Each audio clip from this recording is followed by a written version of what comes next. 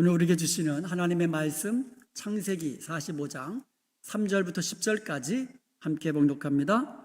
요셉이 그 형들에게 이르되 나는 요셉이라 내 아버지께서 아직 살아 계시니까 형들이 그 앞에서 놀라서 대답하지 못하더라. 요셉이 형들에게 이르되 내게로 가까이 오소서. 그들이 가까이 가니 이르되 나는 당신들의 아우 요셉이니 당신들이 애굽의 판자라. 당신들이 나를 이곳에 팔았다고 해서 근심하지 마소서. 한탄하지 마소서. 하나님이 생명을 구원하시려고 나를 당신들보다 먼저 보내셨나이다. 이 땅에 2년 동안 흉년이 들었으나 아직 5년은 밭갈이도 못하고 추수도 못할지라.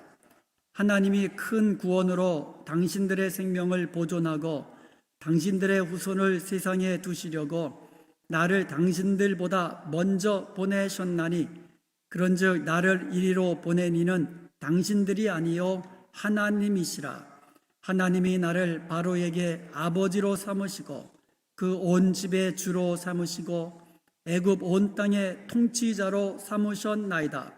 당신들은 속히 아버지께로 올라가서 아뢰기를 아버지의 아들 요셉의 말에 하나님이 나를 애굽 전국의 주로 세우셨으니 지체 말고 내게로 내려오사 아버지의 아들들과 아버지의 손자들과 아버지의 양과 소와 모든 소유가 고센 땅에 머물며 나와 가깝게 하소서. 아멘. 지난주에 우리는 용서하라는 제목으로 말씀을 나누었습니다. 성경에서 용서의 사람 그러면 여러분 누가 제일 먼저 떠오르시나요? 요셉. 예. 저도 요셉이 제일 먼저 떠올랐어요. 요셉은 자기를 죽이려고 했던 이복 형들의 용서를 합니다. 그리고 요셉으로 인해서 온 가족이 극심한 가문으로부터 생명을 구원함을 받습니다.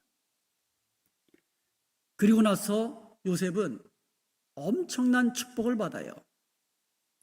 그러므로 오늘 요셉을 통하여 그가 어떻게 용서의 사람이 되었는지, 그리고 그가 용서의 사람이 되어서 얼마나 큰 축복을 받았는지 함께 살펴보면서 하나님께서 우리에게 주시는 말씀 나누도록 하겠습니다. 먼저 용서의 사람 요셉에 대해서 살펴보겠습니다. 우리가 다 아는 대로 요셉은 어린 시절에 이복 형들에게 배신을 당했어요. 엄청난 마음의 상처죠. 구덩이를 파가지고 죽이려고 한 거예요, 자기를. 이 얼마나 놀랬겠습니까? 그런데 결국은 이제 지나가는 상인에게 노예로 팔았잖아요. 그래서 노예로 팔려갔습니다. 그리고는 아버지 야곱에게 가가지고 요셉이 들짐승에 물려서 죽었다고 거짓말까지 했어요. 이렇게 요셉은 17살에 애굽으로 노예로 팔려갔습니다. 그리고 13년 동안 보디발 장군의 집에서 노예로 살고 또 감옥에 갇히고 이런 생활을 전전한 거예요. 그러다가 하나님의 주신 지혜로 30살 때 애굽 땅에서 국무총리가 됩니다. 넘버 2가 되는 거예요. 그리고 나서 7년 동안에 아주 그 풍년이 있었잖아요. 그리고 나서 흉년이 된 지 2년 만에 형들을 만난 거예요. 그러니까 요셉은 애굽으로 팔려간 지 22년 만에 처음 형들을 만난 겁니다. 요셉을 만난 형들의 모습, 얼마나 두려워 덜덜 떠는 모습인지 보게 될 거예요. 요셉이 애굽의 국무총리가 된 것을 알고는 형들이 얼마나 놀랐는지 그 앞에서 말도 못합니다. 말도 못해요. 그런 형들을 요셉이 용서한 겁니다. 그러나 창세기 50장 15절에 보면 아버지 야곱이 죽어요. 그러니까 형들이 그때부터 또 이제 두려워하는 거예요. 아버지가 살아계실 때에는 아버지 때문에라도 우리에게 보복하지 않았는데 이제 아버지가 돌아가셨으니까 이제는 우리를 미워해서 우리가 그에게 행한 악행들을 다 갚지나 않을까 두려워한 거예요. 얼마나 두려워했는지 창세기 50장 16절에 보면 당신의 아버지라는 말을 씁니다. 우리 아버지도 아니에요. 당신의 아버지. 지금 아버지를 빌미로 해가지고 좀 어떻게 좀 용서 좀 받을까, 그런 꿍꿍이 속이죠, 어떻게 보면. 그리고 요셉도 모르는 아버지의 유언이 있다고 하면서 이야기를 해주는 거예요. 그 유언이 있으면 요셉에게 말할 거 아닙니까?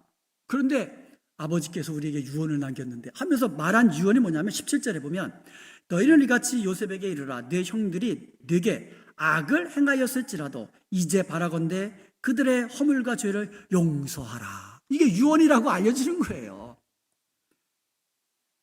그리고 형들은요, 지금까지는 아버지 이름을 팔았잖아요. 아버지의 이름도 모자라서 하나님의 이름으로 용서를 구하는 거예요. 17절에 보면 당신 아버지의 하나님의 종들인 우리 주, 참 복잡하게도 얘기합니다. 그냥 우리가 잘못했습니다, 우리를 용서해 주세요, 이러면 될 거를 가지고 뭐라고 말합니까? 당신 아버지의 하나님의 종들인 우리. 참 복잡하지요. 우리는 당신의 아버지의 하나님의 종입니다, 그런 뜻이잖아요. 아버지의 이름도 팔고 하나님의 이름까지 팔아가면서 그렇게 용서를 구할 정도로 무서운 거예요. 그리고 18절에 보면 얼마나 무서운지 요셉 앞에 엎드립니다. 그리고는 우리는 당신의 종입니다. 얼마나 두려웠는지. 요셉은 이미 용서했어요. 그런데 형들은 아직 완전한 사죄에 대한 확신이 없었던 거예요. 그러니까 늘 불안하고 늘 두렵고, 자기의 지금까지 방패막이가 되었던 아버지가 돌아가시니까 이제는 큰일 났구나, 사죄의 확신이 없었던 거예요. 이거는 오늘날 우리도 마찬가지입니다. 하나님께서 저와 여러분의 모든 죄, 우리가 회개하고 예수님을 믿을 때 다 용서해 주신 줄로 믿습니다. 아멘. 이런 사죄의 확신이 없으면 하나님 앞에 갈 때마다 불안한 거예요. 왜? 죄가 있으니까. 죄 없는 사람 여기 있으십니까? 아무도 없잖아요. 그러니까 하나님 앞에 설 때마다 불안한 거예요. 내가 이 모습으로 죽어서 하나님 앞에 가면 어떻게 될까? 늘 불안한 거예요. 사죄의 확신이 없으면, 구원의 확신도 없고, 그러면 늘 예배드려도 찬송 불러도 이렇게 예배당에 와 있어도 불안한 거예요. 사랑하는 여러분, 우리가 회개하고 예수님을 믿을 때에 우리의 죄는 다 사함 받았습니다. 아멘. 영원한 생명을 받았습니다. 아멘. 이러한 사죄의 확신, 구원의 확신이 우리의 기쁜 생활, 복된 이 신앙생활에 너무너무 중요한 거예요. 그런데 형들은 그게 없었던 거예요. 요셉의 형들은. 이제 형들을 다시 용서합니다. 이미 용서했는데도 그렇게 확신이 없으니까 다시 용서했다는 것을 알려주는 거예요. 창세기 45장 4절에 보면 요셉이 형들에게 이르되 내게로 가까이 오소서. 가까이 가니까 하는 말이 나는 당신들의 아우 요셉입니다. 여기까지 말하면 얼마나 좋았어요. 그 다음에 뭐예요? 당신들이 애굽의 판자라. 뜨끔했을 거예요. 뜨끔했을 거예요. 이때까지만 해도 이제 우리는 죽었구나, 우리만 죽으면 다행인데 우리의 자녀들까지도 이거 죽는 거 아닌가, 그런 불안감이 엄습했을 겁니다. 근데 그 다음에 5절에 용서의 말합니다. 당신이 나를 이곳에 팔았다고 해서 근심하지도 말고 탄식하지도 말고 한탄하지도 마십시오. 이렇게 용서의 말합니다. 그러면서 하는 말이 하나님이 생명을 구원하시려고 당신들보다 먼저 나를 이곳에 보내신 것입니다. 이런 말을 합니다. 그리고 50장에도 보면 요셉은 두려워하는 형들에게 이렇게 말합니다. 19절에 보니까 요셉이 그들에게 이르되 두려워하지 마소서 내가 하나님을 대신하리이까. 요셉에게는요 분명한 믿음이 있었어요. 그게 무슨 믿음이냐면 원수 갚는 일은 하나님의 일이라는 거예요. 이와 같은 분명한 믿음이 있었기 때문에 원수 갚고 보복하고 이런 거는 하나님이 하실 일이고 내가 할 일은 따로 있는데 그것은 바로 용서하는 것이다라는 거예요. 이런 믿음이 있었던 거예요, 요셉은. 그리고 21절에 계속해서 말합니다. 당신들은 두려워하지 마소서. 한번 보세요. 요셉이 지금 한 번 얘기한 게 아니에요. 형들에게 근심하지도 마시고 한탄하지도 마소서, 두려워하지 마소서, 두려워하지 마소서. 이 말은 무슨 말입니까? 그만큼 형들이 지금 두려워가지고 덜덜 떨고 있다라는 반증이에요. 얼마나 두려워하고 있기에 두려워하지 마세요. 두려워하지 마세요. 이제 그만 두려워하세요. 지금 그러는 거예요. 그러면서 하는 말이 내가 당신들과 당신들의 자녀들을 기르리이다 하면서 간곡한 말로 위로했다라고 말씀하고 있어요. 형들, 두려워하지 마세요. 당신들뿐만 아니라 당신들의 자녀, 손들까지 내가 다 책임지겠습니다. 그러니 두려워하지 마세요. 하면서 위로까지 해준 거예요. 여러분, 요셉이 어떻게 자기를 죽이려고 했고 자기를 노예로 팔아버린 이런 형들을 용서해 줄 수 있었을까요? 어떻게 요셉이 용서의 사람이 될 수 있었을까요? 그 이유가 있어요. 첫 번째로 요셉은 하나님에 대한 굳건한 믿음이 있었습니다. 요셉 형들에게 요셉이 한 말을 보세요. 오늘 그 본문에도 보면 당신들이 나를 이곳에 팔았다고 해서 형들이 나를 팔았습니다. 사실이에요. 당신들이 나를 죽이려 했습니다. 당신들이 나를 팔았습니다. 그러나 하나님이, 그 다음부터는요, 하나님, 보세요. 하나님이 나를 먼저 보냈습니다. 하나님이 큰 구원으로 당신들의 생명을 보존하려고 나를 먼저 보내셨습니다. 8절에도 보면 그런즉 나를 이리로 보낸 것은 당신들이 아닙니다. 하나님이십니다. 오직 하나님이 나를 이곳에 보내신 것입니다. 하나님이 나로 애굽 온 땅의 통치자로 삼으셨습니다. 전부 다 하나님이라고 해요. 하나님이 하셨습니다. 하나님이 하셨습니다. 요셉은요, 하나님 중심의 신앙을 가지고 있었던 것입니다. 요셉은요, 사람에 대한 신뢰 깨졌어요. 형들만이 아니에요. 그 이후에도 정말 사람을 믿을 수가 없을 정도로 사람에 대한 신뢰가 깨진 사람이에요. 그리고 마음의 상처 얼마나 깊었겠습니까? 그런데도요, 분명한 것이 있다면 요셉은 하나님과의 관계에 있어서만은 늘 깨어진 것이 아니라 늘 가까이 하나님과 함께 동행하며 살았다라는 거예요. 하나님과의 관계가 스트롱하니까, 본독하니까는 그는 어떤 상황 속에서도 오뚜기처럼 다시 일어날 수 있었고 마침내 용서하는 자가 되었고 축복받고 축복하는 자가 된 줄로 믿습니다. 이것이 바로 요셉이 형들을 용서할 수 있는 이유였어요. 하나님의 눈에 요셉이 축복의 사람이 될 수 있었던 영적인 이유였던 것이에요. 이것은 지금 우리에게도 마찬가지입니다. 사람들과의 신뢰가 깨질 수가 있어요. 이제는 어떻게 사람들을 믿나? 그리고 마음의 상처도 있을 수 있어요. 재정적으로 또 어려움을 겪을 수도 있어요. 그러나 중요한 것은 하나님과의 관계가 분명히 가까이 동행하는 관계가 된다면 우리는 하나님의 은혜 가운데, 하나님의 능력 가운데, 하나님의 축복을 마침내 누리는 사람이 될 수 있는 줄로 믿습니다. 반대도 마찬가지예요. 내가 지금 잘 나갑니다. 정말 잘 나갑니다. 그러나 중요한 건 하나님과의 관계가 깨어지면 이 모든 것은 모래 위에 지은 집일 뿐인 것이에요.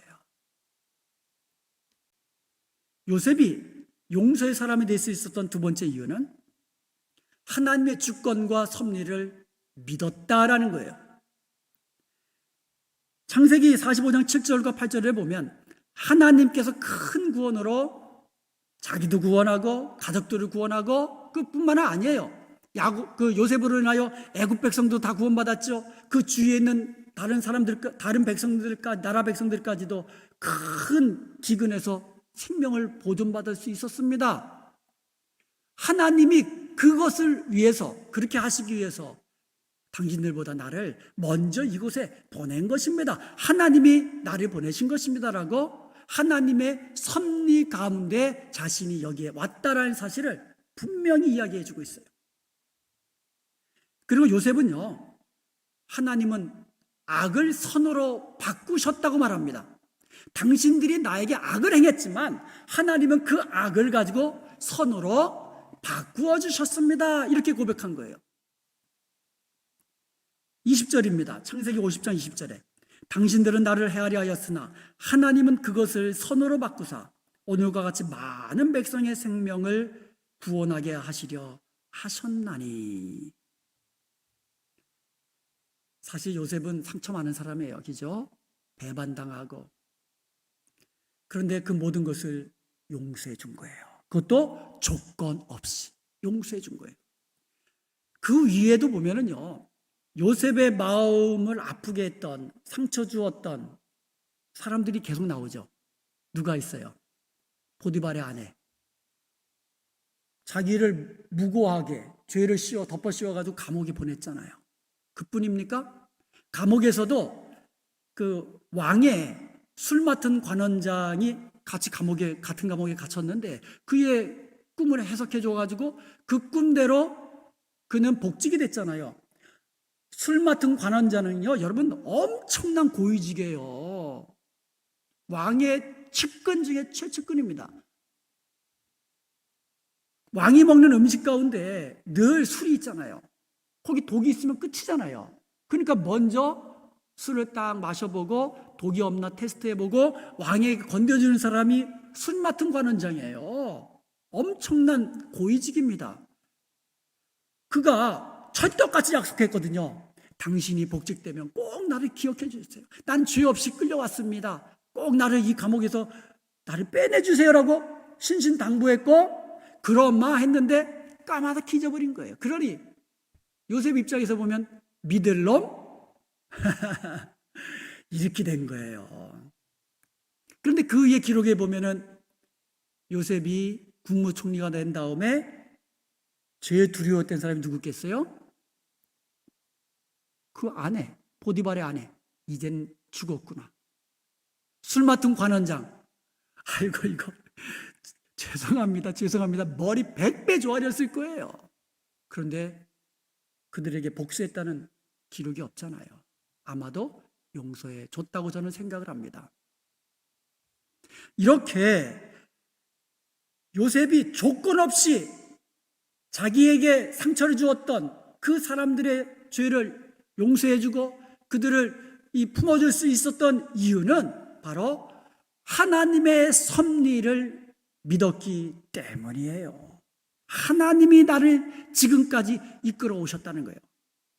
당신들이 나를 팔았고 보디발의 아내의 간교와 혀 때문에 감옥에 갇혔고 감옥에 있을 때 자기에게 은혜 받았지만 이 까맣게 잊어버렸던 그 사람들이지만 하나님은 그들의 악을 선으로 갚아 주셔서 오늘날까지 이르게 하셨습니다. 할렐루야. 이것이 요셉이 믿었던 하나님의 주권과 섭리에 대한 믿음이었다는 거예요. 우리도 이런 믿음이 있다면 조금 내게 잘못하고 또 내가 상처를 입고 그래도 우리는 하나님으로 인하여 용서할 수 있는 줄로 믿습니다. 사랑하는 여러분, 우리도 요셉처럼 하나님 중심의 신앙, 하나님의 섭리를 믿는 신앙으로 굳게 서십시다.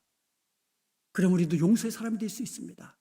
그럼 우리도 깨어진 관계를 회복하고 관계 속에서 기쁨과 행복을 누리며 하나님이 주신 축복을 누리게 될 수 있는 줄로 믿습니다. 이제 요셉은 용서의 사람이 되었습니다. 용서의 사람이 된 요셉이 엄청난 축복을 받았어요. 몇 가지만 말씀드려 보겠습니다. 먼저 요셉은 다른 지파보다 두 갑절의 축복을 받았습니다.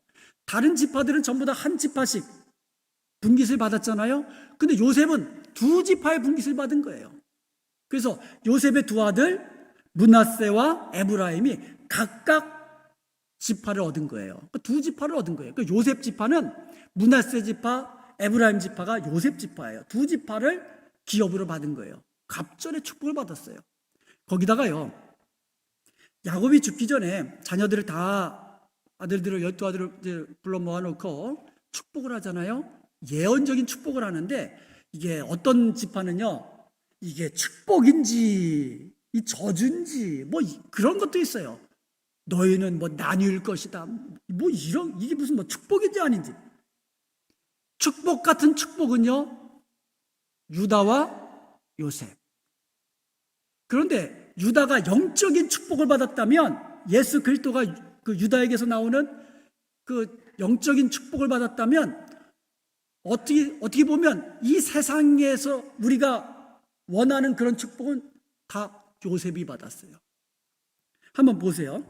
창세기 49장 22절에 보면, 요셉은 무성한 가지 곧 산 곁에 무성한 가지라. 그 가지가 담을 넘었도다. 산 곁에 무성한 가지, 풍성한 열매를 맺는 그 같은 축복을 받았는데, 그것이 나만 받는 것이 아니라 가지를 넘었어요. 가지를 넘었어요. 이웃들도 함께 그 축복을 누릴 수 있도록 나눠주는 사람이 됐다는 거예요. 24절에도 보면은요, 요셉의 활은 도리어 굳세며 그의 팔은 힘이 있으니 이는 야곱의 전능자 이스라엘 반석인 목자의 손을 힘입으라. 야곱의 전능자 하나님이 그와 함께 하셔서 요셉 지파가 강력한 지파가 된다는 거예요. 실제로 이스라엘 지파들 가운데 요셉 지파는 아주 강력한 지파를 형성합니다. 그리고요, 25절에 보면 그가 너를 도우실 것이다. 전능자로 말미암나니 그가 네게 복을 주실 것이다. 어떤 복을 주십니까? 위로 하늘의 복과 아래로 깊은 샘의 복과 젖먹이는 복과 태의 복이로다. 자녀 손손 위부터 아래까지 다 복을 주실 것, 하나님이 복을 주실 거라고 이야기합니다. 그러면서 26절에 내 아버지의 축복이 내 선주의 축복보다 나아서 영원한 산이 한없음 같이 이 축복이 요셉의 머리로 돌아올 거다. 이런 엄청난 축복을 요셉과 그의 자녀들이 받게 된 것입니다. 사랑하는 여러분, 하나님은요, 용서하는 사람, 용서의 사람에게 복을 주십니다. 욥의 예를 하나 더 들어보겠습니다. 욥은요, 7남 3녀예요. 자녀복 있죠? 그리고요, 동방의 의인이었고 하나님을 잘 섬겼고요, 엄청난 갑부였어요. 엄청난 갑부였어요. 지금으로 말하면 뭐 최고의 갑부. 그런데 그런 욥에게 어느 날 정말 엄청난 재앙이 찾아왔어요. 7남 3녀가 하루아침에 죽어요. 그리고요, 그 많던 재물이요, 불에 타서 없어지고, 도적대가 와가지고 뺏어가고, 큰 바람이 불어가지고 날려가고, 알거지가 됩니다. 몸은요, 머리끝부터 발끝까지 악창이 나서 정말 견딜 수 없는 고통 중에 삽니다. 그래도 부인이 옆에 있으면 좋은데, 부인은 하나님 저주하고 죽어버려라, 이렇게 저주의 말까지 하면서 도망쳐 버렸어요. 그런 욥에게 친구들이 찾아왔어요.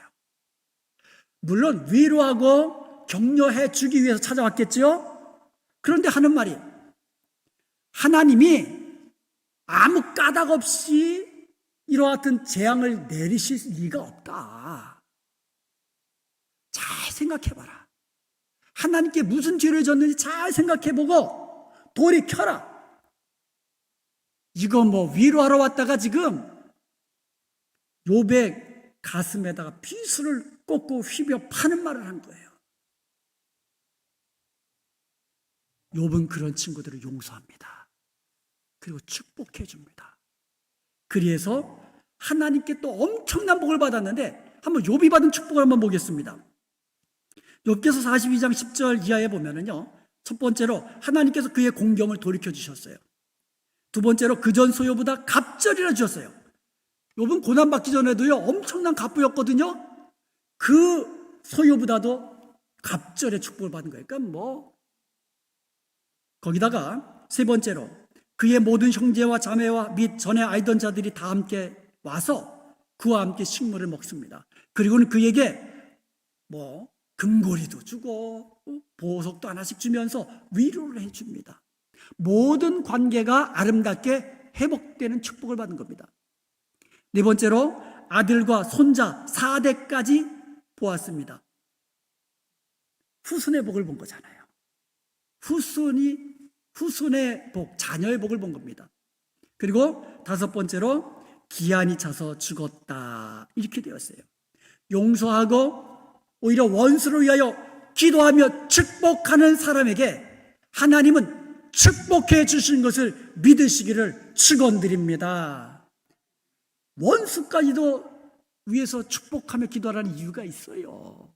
내가 복 받거든요. 내가 복 받거든요. 여러분, 용서의 사람이 되십시오. 혹시 여러분 가운데 아직까지 용서하지 못하는 사람이 있습니까? 그게 바로 나 자신일 수 있어요. 야, 너는 왜 이렇게 못났냐? 왜 이렇게 못났냐? 내가 내 자신을 용서하지 못하는 사람도 있어요. 용서하지 못하는 사람이 부모일 수도 있어요.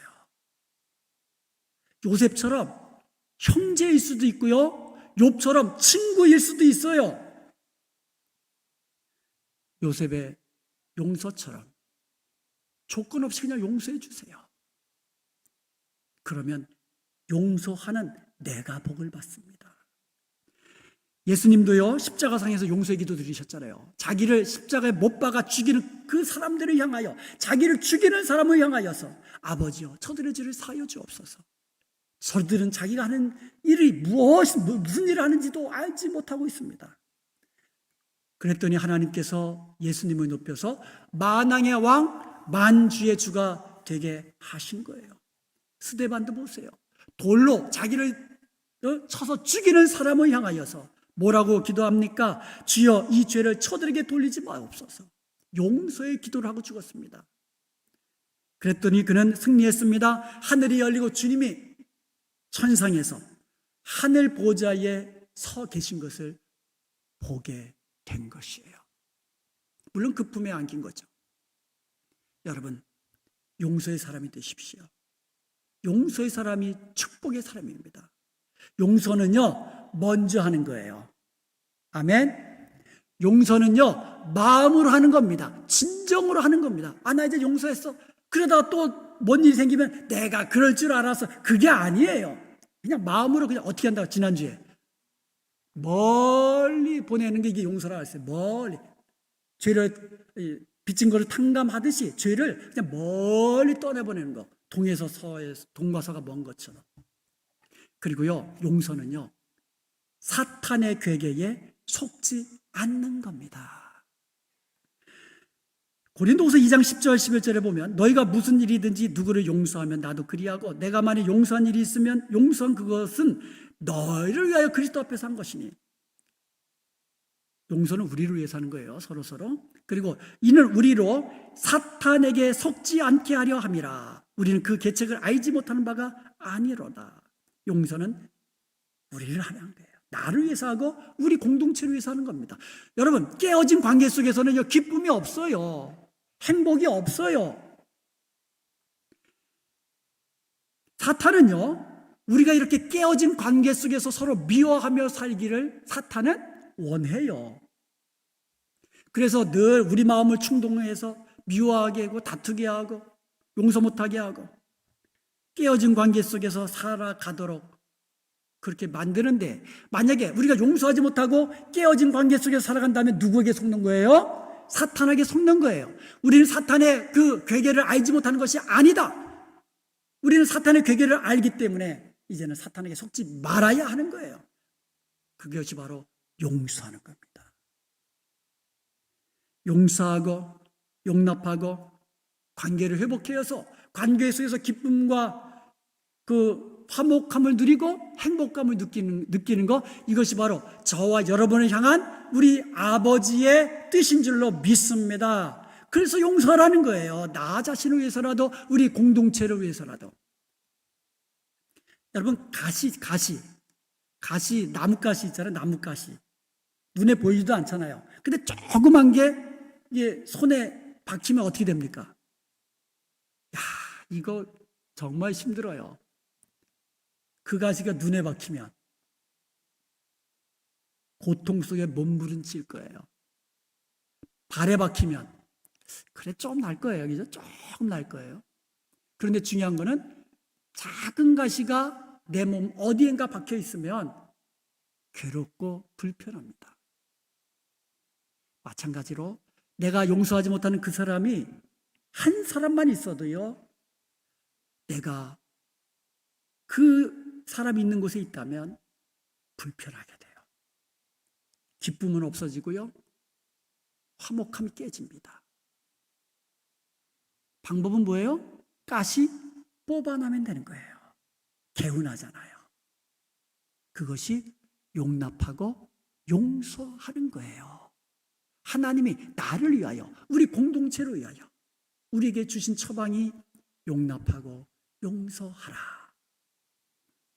여러분, 혹시 지금 여러분의 마음속에 불편하신 분이 있습니까? 불편함을 주는 사람이 있습니까? 여러분, 그냥 지금 용서해버리세요. 먼저 용서하시고 마음으로 용서하시고, 그리하여 예배의 자리에 나올 때마다 기뻐하고 즐거워하고 감격하며 예배드리고, 깨어진 관계가 회복되고 화목한 관계가 되어서 관계 속에서 기쁨을 누리고 행복을 누리며 용서하는 자에게 주시는 하나님의 그 엄청난 축복을 다 받아 누리는 저와 여러분 되시기를 주님의 이름으로 축원드립니다.